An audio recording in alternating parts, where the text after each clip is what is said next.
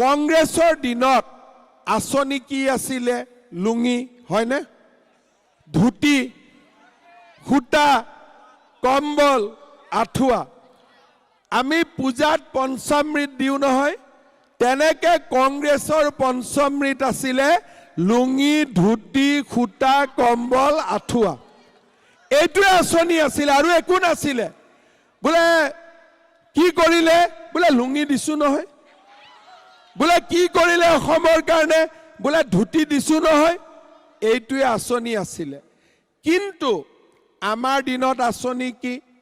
Ration card দিয়ক, চাউল বিনা। কংগ্ৰেছৰ দিনত আঁচনি দিছিলে, কংগ্ৰেছৰ দিনত পাকঘৰত কম দামত বস্তু দিছিলে।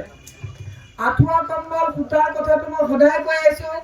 মানুহে কৈছিলে যে আঁঠুৱা কম্বল সূতা বুলি কংগ্ৰেছক ঠাট্টা কৰিছিলে।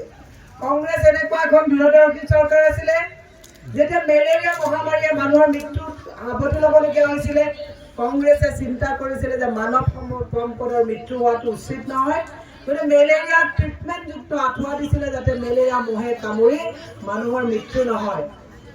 আৰু তাৰপিছত কিন্তু আপোনালোকক 40 টকাত দাইল, 60 টকাত মিঠাতেল, 56 টকাত আপোনালোকক পেট্ৰল দিছিলে, 200 টকা 180 টকাত চিমেণ্ট পাইছিলে।